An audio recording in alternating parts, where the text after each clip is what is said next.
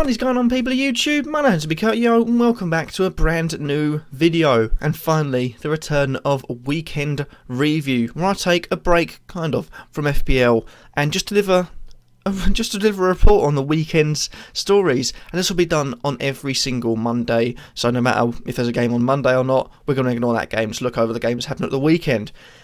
And there wasn't a Monday game this week, so there's a Friday game. And you may as well start there. Chelsea. I thought they were going to be unbeaten this season. I thought the way Conte set up his team, it was brilliant. You got Kante in there, he'll be so vital. You got a defence that is notoriously solid under Antonio Conte. You got midfield and attack. You got Costa, who looks as if he was firing in goals. He did fire in a goal that game. Hazard, who before then was looking like he was going to be one of the players of the season. But it all went to shit. It all went to shit because Liverpool's, high pressing, counter-attacking type of style, undid them. And where did the problems lie? Well, Terry was out and David Luiz came in. Was that a problem? No, because I felt like David Luiz had a pretty good game. He sat back a lot. He was a lot more defence-minded rather than looking up the pitch and thinking, oh, I've left my centre-back hole open again. And he wasn't at fault for either of the two goals. I felt like the whole defence in general for this Dejan Lovren one was at fault. But David Luiz was marking his man. And second of all, and John Henson goal, it was a poor clearance from Gary Cahill, and no one could take it away from the finish. That is probably one of the contenders for goal of the season. He's just popped up, he's thinking, I'm going to smack it, top right hand corner, you put 5 man on noise in the goal, and they're not saving that one. But they did get goal back. Diogo Costa, of course, grabbing the goal. But where did it go wrong for Chelsea? And is it going to go wrong in the future? Well, I think no. I think that's just a blip. Liverpool are a team that can surprise you. And I feel like just like maybe they'll do to other teams, Man United, Man City, Arsenal have already done this season, they've done Arsenal and Chelsea now. I generally feel they can do it. And bearing in mind they've also beat Arsenal and Chelsea away from home. Huge 6 points there. Can they do it at home? Remains to be seen. We've only seen one home game so far because of the rebuilding works at the start of the season were still going on, and the camera angle you can barely see anything anyway, so we'll never know if they do anything at home. But Chelsea, there's nothing to worry about. Chelsea just got beaten by the better team. They didn't turn up, and hopefully they can turn up next week, otherwise they probably will be looking at the same result. So we move on to Saturday. What happened on Saturday? Well, there was no early kickoff, unfortunately. So we went straight into the 3 o'clocks, where Hull were beaten 4-1 by Arsenal, quite convincingly, I'd say. And then we've got Leicester beating Burnley 3-0. We've got Man City beating Bournemouth 4-0. We've got West Brom beating West Ham 4-2. And we've got Everton beating Middlesbrough 3-1. Goals aplenty. And it's quite a strange stat, but at least one team in every game scored 3 or plus goals, so it's mental. Hull versus Arsenal, I think we all saw it coming. I predicted Hull would be a bit more sturdier, but alas, Arsenal beat them quite easy. Leicester, for me, I would say surprised me. I did predict a Burnley win, I just felt like they could have took it, but I feel like Leicester will start performing from now, hopefully, better than they have so far this season. You're looking at the fact the big man, small man combination up top really will be useful for them. And it won't directly help the replacement of Kante. Of course, that is still going to be a massive hole. They will not win the league. They will not, finish 4th. I don't think they'll finish top 6. They'll just be around mid-table. And I can see them, getting a decent run on the boards from now on. But, again, it's that Kante hole that are left open. They're 4 attacking players in midfield. Kante would act as 3 defensive players, so they're missing that, but good performance nonetheless. Man City smashing Bournemouth 4-0. No clean sheet. There was the first clean sheet of the season, I should say, and the first time this season they haven't started John Stones, so not to put any conspiracy theories in your head, but maybe that could be why. I don't think so. I think it's because they played against Bournemouth, and I think we all knew Bournemouth were going to be pretty much swept away quite easily. I just put a goal on my Super 6. I put 5-1 just because I knew they'd get quite a lot of goals. I just assumed they'd concede, but they didn't. And screwed up me. I got it wrong anyway, but at least I got the difference of goals. 5-1, 4-0, same thing basically. West Brom is the thing we're going to talk about most, so we'll move on to that last. Everton beat Middlesbrough 3-1. Middlesbrough, all of a sudden the bandwagon is maybe they're not as good as they are. Something that I've been saying right from the start.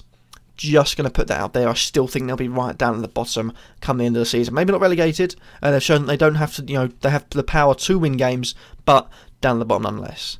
So West Brom versus West Ham. West Brom finished 4-2 winners. Nasser Chadli just going, you know what? I'm a good player, so I'm just going to help my hand in 4 goals for my team today. But where did it go wrong for West Ham again? I feel like we're saying this every week. You know, you're looking at their first 5 games and you're thinking every single game was a poor performance. But where is it going wrong? Well, the goalkeeper, Adrian, doesn't look like himself. For me, that is problem number 1. He has not looked like himself. Last season, he was much stronger. This season, he just doesn't look as if he's the keeper he was last season. Maybe it's time for Darren Randolph to get a chance, because he did well in the Euros. He did well when he came in last season. Maybe it is time to give him a chance, because I feel like he deserves it. And then you go to the back 4. Well, immediately you could point fingers at maybe Antonio playing right back, but he's been playing further forward and helping the team with goals, so he can't be to blame for the defence. Maybe the first 2 games, yes, but, you know, for the defence-wise, he's out of it now, so that can't be 100% the blame. But Collins, I just look at Collins. If you have a detector that targets a weak link in the defence, Collins has got to be the one. You're looking at Ogbonna and Reed in the partnership. You've got one side of Masuaku, maybe Cresswell, the other side Byram and Arbeloa choices. It doesn't look strong. I feel like Nev shot themselves in the foot by selling James Tompkins, was another thing. Now they've lost James Tompkins and it doesn't look as good for them. Collins is a weakling. I think the minute Bilic decides to go with Reed and Ogbonna, whenever they're both fit, I think Reed was left out of the team because of fitness issues, maybe. I'm not too sure on it. But getting him in the centre, I feel like would be much better. Darren Randolph behind them could be good. As far as fullback's concerned, you got to play with what you got. You know, Cresswell's injured. You can't be saying, "Oh, we lost." You lost 11 goals in the last 3 games because Cresswell wasn't fit. Because one left back with no international caps is not going to stop 11 goals going in. He might be incredibly good, but there's no way any player is that good. You move on to midfield. A lot of people, including myself, I will say, saying, "Oh, when Payet comes back, the fear factor will be back in." Payet in his last 2 games, FPL-wise, has grabbed 4 assists, which is pretty good. But they're still missing something. They're still missing that thing that stops the goals going in. Last season, they were really good away from home. This season, you're looking at an average of 3 goals a game. 2 at Chelsea, 3 at Manchester City, 4 at West Brom. Where is it going wrong? Well, for me, you've got to look at, first of all, Collins and Adrian. I'd switch them with Reed and Randolph, double R. Anyway, and up front is the final thing you need to target, because everywhere else you've got a decent balance in the team. First of all, hold on, I forgot about Havard Norvite. No way he needs to get anywhere in the team. He needs to be out. He is awful. And you've got maybe Kouyaté, Noble in the centre. You've got Payet on one side. You've got Antonio on the other. Lanzini in the centre. Up front, who do you have? You've got a panic buy and a panic buy currently. You've also got Carroll, who's injured for most of the time, and you've got Sacco, who face injuries most of the time. Andy Carroll's like, "You don't know how lucky you are. Stop faking injuries, actually play, because I wish I could stop getting injuries." And they've got no, out-and-out striker they can play up there. Yeah, Antonio maybe could play up there. Maybe you could play false 9, but it doesn't look good for you. West Ham. Carlson Cole, maybe. I'm not sure, but for me, 3 areas: goalkeeper, centre-back, and striker. That's where you're going wrong. And there wasn't many shocks on Sunday, really. Crystal Palace beat Stoke 4-1. Stoke continuing their poor slump in form. You've got Southampton beating Swansea 1-0. You've got Spurs beating Sunderland 1-0. And there was nothing... Oh, yeah, there was the small matter of Watford beating Manchester United 3-1. Which, whatever way that game went, I would have been proved wrong. And also proved right about something. Because previously at the start of the season, I said 2 things, one about each team. I said Watford would really struggle because a new manager coming in, signed so many foreign-based players that haven't had any experience in the Premier League. And about Manchester United, I said they'd really struggle. I feel like Jose Mourinho had lost his magic touch. He's not the special one anymore. And if Man United won, I would have been slightly proven right about Watford. If Watford would have won, I'd have been slightly proven right about Jose Mourinho. And Watford won. And I hold my hands up. I've constantly been slated by a YouTuber, or I suppose Twitch streamer now, I should say, Fox in the Box, about my slating of Watford. But no, you got to hold your hands up when you make mistakes. I got that horrendously wrong. And I think there's something that I believe it might have been him that pointed out. The core of the team is vital. They've kept the core of the team. The centre-backs, the goalkeeper, and Dini and Carlo up front, as well as the central players in the team, Barami and Capoue, they've kept. And then everyone else are just built around. Pereira comes in. You've got Janmaat coming in. Janmaat's been a really good signing, I believe. And it's been really good for them so far, and I feel like they will go much further than I anticipated them doing. I'm pretty sure I put them in the relegation zone, so unless some catastrophic collapse happens, that's going to happen. But what about Manchester United? 3 losses in 1 week. It's not looking good. Has Jose Mourinho lost his magic touch? I feel like the players that have come in haven't done well. And I will hold my hands up again. I said after the first 2 games, Pogba looked like he was going to be a really good signing. But 5 games in the league, at least, without a goal or assist, beginning to wonder, was he worth 89 million? What happened to the Pogba that was banging in goals for Juventus?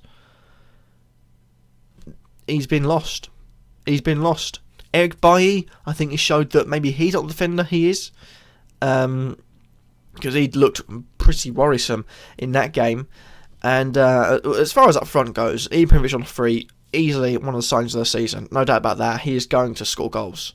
I got that one. I said maybe he'd be too old, but I was reserving judgment. Well reserved, because he is banging in goals still. And Mkhitaryan, come on. He hasn't really flown into the Premier League like everyone thought he would. So the signings have been wrong. But as far as Manchester United goes, it could be rather another dull season. Will Mourinho be in charge come the end of the season? I'd put a little bit of money on no. Because I do feel like he's lost his magic touch. He'll lose a dressing room soon. I mean, you've seen him push out Schweinsteiger. It'll be soon before he pushes out other players, i.e. Mata, I believe, will be soon on the chopping block. You've got Fellaini and Rooney slated. You've got a whole team slated. He picked out Luke Shaw for criticism. And what part of the medical staff will get sacked this time? Who knows? But anyways, that is where I'm going to end today's review. Hopefully you have enjoyed them. What did you think about the weekend in itself? We had over 3.5 goals in every single game on average. Hopefully this will only go up. And this week has proved only a few things. One, strikers are starting to get back into form and they're starting to score goals, because right at the start of the season, strikers are really struggling from all clubs. And the second point, if you play an FPL, don't bank on any clean sheets, because we just do not know what's going to happen. Thank you all for watching. Hopefully you have enjoyed. Like, comment, subscribe, and peace.